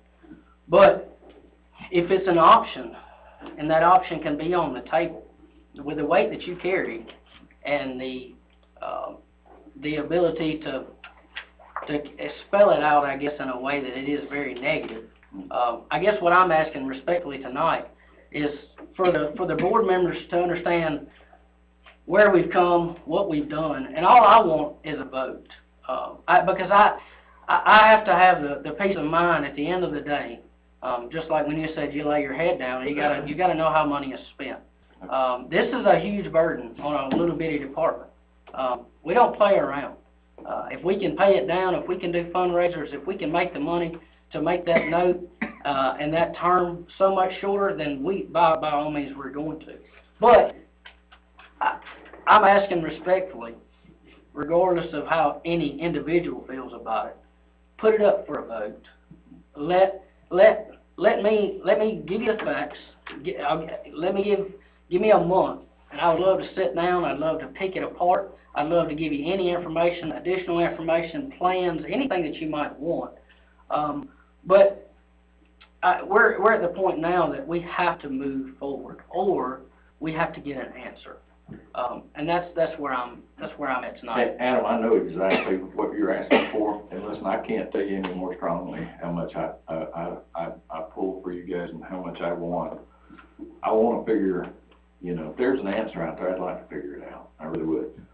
Two things, you got two questions, I got two comments. Well, first is, I'm really glad we went to this format, because I think we both need time to figure out what is available, legitimately available. I mean, to say it's an option, yeah, a 50-year note is an option, but I wouldn't go for that. There are a lot of things that are available. Actually, it's not, but. Well, it will be. But it is for me. I keep rolling mine over sometimes, not really. But you know what I mean. Sometimes just because something is an option doesn't make it a good option. I do want to put it out there. That's fair. But that doesn't mean, you know, this having 3 weeks is, you know, you say, well, we've had a number of time, we've had a little bit of time, we have. But we've also seen where the county has come and some of the financial concerns and some of the things that we're looking at too. So every day, picture gets either a little clearer or a little bit muddier. And all I'm telling you is that 3 weeks is at least a good start trying to talk. We have new members on our board, and it is important that they have the opportunity to hear this. And I just I always want you to know too that even though it's not a satisfying answer, right this minute might not be a horrible answer, meaning there's still hope and there's still a chance. And I know you want closure, and you guys want to know how to move, how to plan. In that you've done a lot, you've come a long way, as you said. If it takes us hope is not a strategy, but I keep hoping we're going to do a couple of things here in this county. One of them is get a really smart, sharp, effective grant writer. And all this makes me do is kind of want to bear down on that a little bit now, to be truthful. See if we can use your 58,000 and make it, you know, how cool it would be to get a 10% match on that, or even a 25%. Let's just be honest. Whatever you can get that you don't have to pay it back is a huge deal. So I'm just telling you, don't give up. Don't quit wanting what you want just because right now the answer is, you know, or it could be. I'm not saying it is. That it's not. You know, it's not the most opportune time. But take 3 weeks, talk, see what we can find out here, and if any of these, and if you have the time or whatever, I'd love you to talk with them. Make sure they know. Make sure all the commissioners know exactly what some possibilities might be out there. Mr. Chairman, before we leave this, can I, just for the commissioners think about this till the next meeting? Yes. If I can give a little clarity. Local governments, unlike private individuals and private businesses, have a very finite list of ways they can borrow money. Just going to the bank and doing it is not on that list. Basically, you have general obligation bonds, revenue bonds, SPLOST bonds, tax anticipation notes, and lease purchase agreements. And of that list, the only thing that really works here is a lease purchase agreement. So those are done one of two ways typically when you buy the fire trucks. One is the co-sign method that the chairman mentioned, where the county and the fire department are co-lessors. The fire department makes the payments directly to the lender, which can be ACCG. Private banks do these purchase agreements as well. And then you just have the one agreement, and the county just sort of stands on the sideline. All these lease purchase agreements are, you know, sort of what they call dirty leases. If you make all the lease payments, then at the end you own the item. There's no additional payment due. The other way to do it, and I think this is what we did with your fire truck, looking at this interlocal agreements, where the county itself is the sole lessor, and then the county has this separate agreement with the fire department that the fire department will pay the county just as a pass-through, that it then pays the lender, the lessor. That can work with real estate as well. That's more complicated. One of the requirements is that the county cannot have any equity at all in the project, so you can't already own the land. So just sort of brainstorming here, probably how that would work with something like this is the county would, with ACCG or a private lender, however you want to do it, assuming you could find somebody willing to do it, is you would basically finance through a lease purchase agreement, purchase of the land as well as construction of the building. The county would hold title, and then at the end, you'd have, again, a separate agreement just like this with the fire truck, and at the end of the period when all the payments have been made, then the county would deed that back to the fire department. Can I go ahead and say, we would be more than willing to entertain that option, because what we have at East Sanford belongs to the county and the citizens anyways.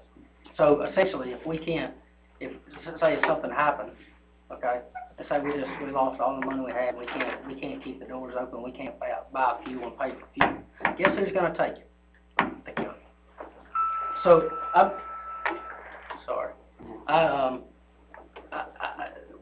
two things happen.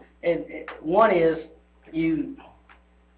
we close the doors and the county take over the department, or we make some type of agreement like that. It doesn't belong. There's no sole proprietor in East Sanford Fire Department. There's no one head man. It's the citizens department. So if it did belong to the county for X amount of time, I don't care. Who cares? Essentially, it doesn't. It's not necessarily belong to us anyways, because like I said, it's not it's a business, ran like a business, but there's no one who owns. Right, and I agree. I just want to make sure we're liquid enough to be able to absorb it. And actually, during that lease period, the county would hold the title, the lender would hold the title. So assuming the lender's ACCG would actually own the land and the building until the county pays it off, right, which only happens when the fire department pays the county off.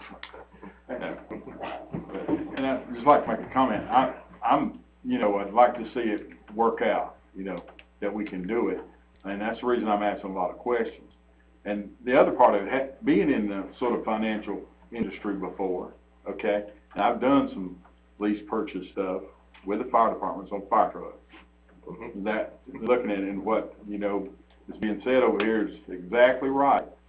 The thing that we don't want to happen, and the only thing that I want to make sure of is that we enter into this, that the amortization on this is good enough to where everybody's comfortable that they can make the payments, whether it's one yearly payment or whatever it is, so that we don't get into that situation where the county or the ACCG takes it, because that's going to be bad.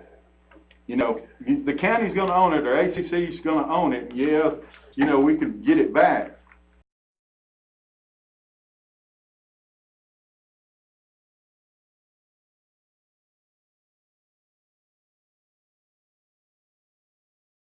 It's going to be bad for everybody. It's going to be bad for the fire service and all that. And and I know that your hearts are in it the right. I know, that you're right there saying, yeah, we can do it. But we don't always know what kind of disasters can happen. So we just need to make sure that we got a good plan together. And that's one reason I think that going forward, if we can get, sort of nail this thing down and come up and make sure that the amortization schedule works. I don't know how many years they can actually do it for. That's the question. And then, I guess as Mr. Pruitt here, if they go out 20 years, can the board sign that is currently in this position, or? You can, because that's part of that's how the lease purchase arrangement of, the main reason the county can't just go borrow money like you can is that these guys can't bind their successors. So the way you get around that is the lease purchase arrangement. We're only obligated a year at a time. But if in any year this board or whoever your successors are don't make the payment for whatever reason, the lease just ends and that money is gone. I'd like to interject something. The fire department comes to you with a loan of 20 years. And nobody's asked the question, why 20? Now, why not 15, why not 10, why not 30, why 20? Well, the fire department has been researching this for a long period of time. We're not just coming here on a whim. And we could get a loan for 15 years. But we know by looking at our finances and looking at what our projected is, we cannot function under that 15-year period loan. We already know. It's just like building a fire hall. We wanted four bays. We've dropped down to 2 bays because we know what we can afford. So we come to you wanting, and you ask the question, would this be a 20-year loan? We understand that with your backing, it will be a 20-year loan. That's why we need your backing, is to go 20 years.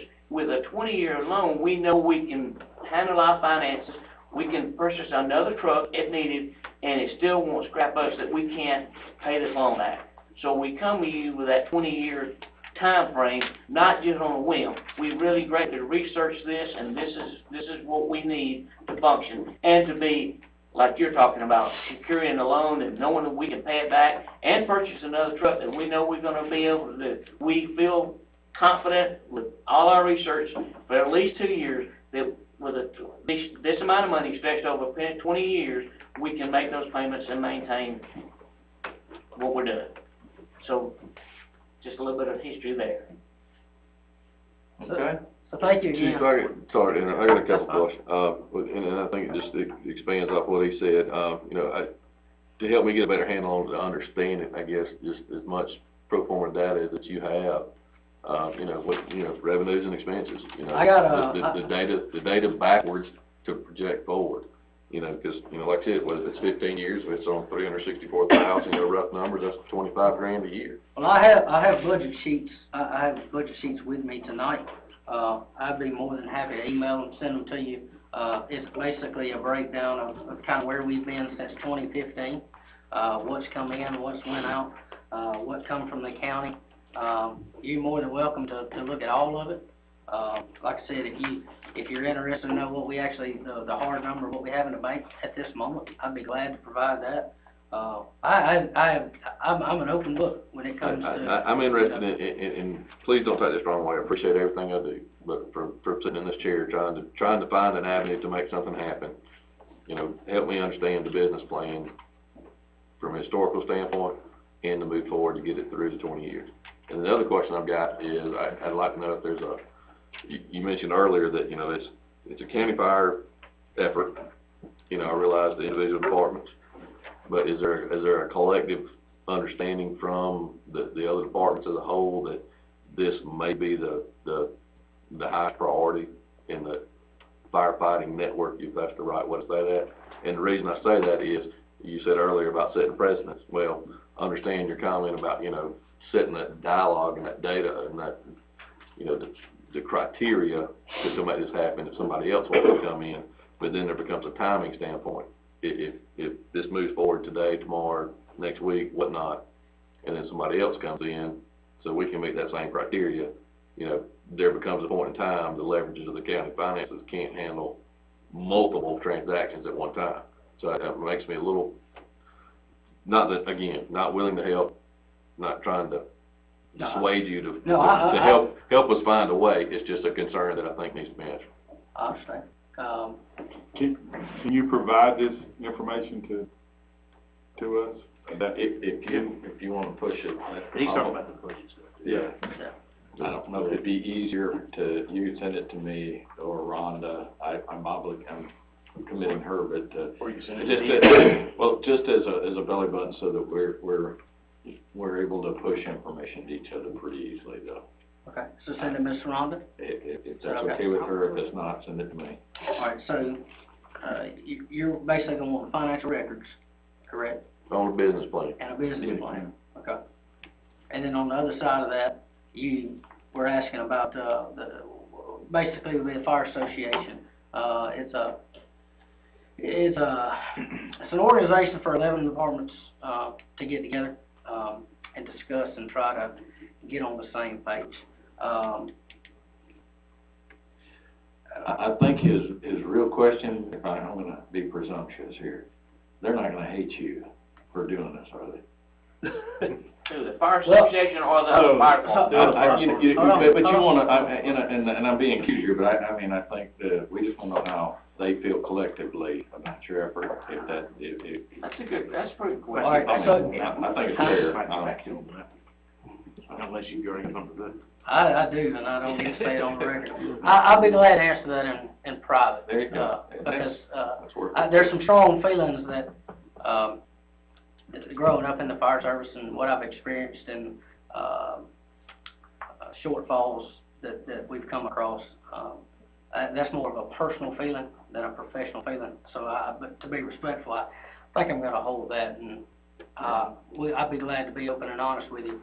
Just 3 weeks is a long time. Not on the record. You got plenty of time. Chairman, I just have one more thing to say. You can dismiss, No, go ahead. Chief. There's a new bank opening in Dansville, I hear. May think this is a big home run. And so, you know, if this doesn't work, maybe we can, you know. I would be glad to explore that opportunity. Discussion here. I hear there is one, I'm not sure. Roger that. Yeah. Any other comments for Adam? I appreciate your time. Well, thank y'all. And thank y'all for listening. Very good. Yeah, I appreciate any consideration, and like I said, I'll be in touch, and if there's specific things, I'll make sure that, Ms. Rhonda gets what you were asking for. Is there anything else that anybody else wants? Just, should we, if we do have some questions, we just contact you, You can correct? contact me, that'll be fine. Okay. You and Neil had a set of plans. Is that, We do have a set of plans, building plans, complete plans. right, just so that they see the fidelity of some of your. What is the best way to keep from having to make copies? Can I provide them to Ms. Rhonda and keep them in the office? That'd probably be the easiest way. Does that work for everybody? If you trust her, we'll hang on to them and they come sort of. Well, I'm sure I have a copy of them, All right. but to make that many copies is. There may be one in my truck out right now. I can scan it in also. Yeah, scan. That's the better way. If you can do it digitally or electronically, I'd prefer that. Yeah, that'd be a perfect idea. Thank you. And as far as the other fire departments, Yeah. we always promoted this as you're not borrowing money for us to build a fire hall. No, I just want to make sure we We've always maintain harmony. approached it to other our fire departments is, we're just asking the county to back us. We've got to pay for it, and I think they all understand that, and I hadn't had any, I guess Adam's probably got more comments than I have, but I have not heard any. I just know that there's an annual contract that you all sign, and there are places in there where it says, you know, they must all sign. So I don't wanna do something in the best attempt to help you and create a problem there, because I need the other 10 too. So the county desperately needs the other 10, and I just wanna make sure you appreciate, we wanna maintain that harmony. Yes, sir, And I I mean that honestly. Yes, sir, I do. And off the record, I'll be glad to speak about it all day long. You and I have, so Yes, believe it sir. or not, so I know, and so, yeah. Free speech is wonderful between two people too. And please reach out too, if you guys have any questions that you think of outside, and send it to me and Adam both, and if he doesn't get it, I'll get it, if I don't get it, he'll get it, so. I'll make sure we get mad. All right, thank y'all very much for your time. So, Thanks, guys. all right, we got one last item here, y'all, we're almost there. Discuss appointing Glenn Thomas to fill a vacant position on the Recreation Board. We have a gentleman who's in ailing health, is that correct? That's correct. Commissioner Cruz. I just want to make a motion to appoint. We'll do that at the next meeting, No, but I just want to make sure that they yeah, knew we're who gonna do this it at the was. next meeting. That's right. But you talked with, J.D. Wood and, the folks down there, is that Yeah, I correct? talked to everyone down there, and, because of the health issue, he's not, with a family health issue, he's not been able to attend, so. That's the reason we have an open. And I would suggest that we put Glenn Thomas on consent agenda. I agree with Yeah. that. So what are we looking at, 5, 6, 7, and 10? 5, 6, 7, and 10, yes, sir. Does that sound reasonable? Sounds right. We'll try it, we'll see if this works. I know, I was getting ahead of myself, I just. No, man, I like it, eager, that's good. You're new overall. Just kidding, I hope it doesn't. All right. Roads update, anything on that? Any, issues there? Mr. Chair, I'd just like to request over the next couple of weeks, if you could get with them, and if there's a short-term work program, you know, things coming up that we can just advise people that these are coming down the pike, it may take a little time to get there, but, and there may be a list already out there, but I'm not aware of it. Yeah. So just, if I can Well, get if your timing's good, I'll say this, we'll make it very brief here, just a real quick statement that, so we will be going out for contract on the projects that were identified last at our, when we submitted, we've already submitted projects for the 2018 LNA. All we have to do now is get a contractor, bid it, and start the wheels in motion. They like to see the warm weather, and then, of course, that could be this week sometime, I don't know. But they usually will wait, spring, as soon as they can work it in their schedule, knock it out. We will then be looking, we don't have to wait on them to let the contractor to do anything additionally that has already been done or hasn't been done today. If any of you have recommendations, if you know of roads, and I'll try to provide those that have been frequently mentioned and we visited and we've been working on, please highlight those. We'll start putting a list together. At some point you'll prioritize it and you'll vote on it, and that'll be the next project. So I encourage you to do that, and I'll start the work though on perhaps a short list and see what we can get started, okay? Sounds good. All right. Any urgent matter? No, sir. All right. Statements and remarks from citizens, folks. Anything you want to say on any subject? Anybody? No, sir. All right. Just need a motion to adjourn. Got a motion Second. and a second. Commissioner Strickland. Yes. Yes. Yes. Yes. Outstanding. We're adjourned. Thank you all.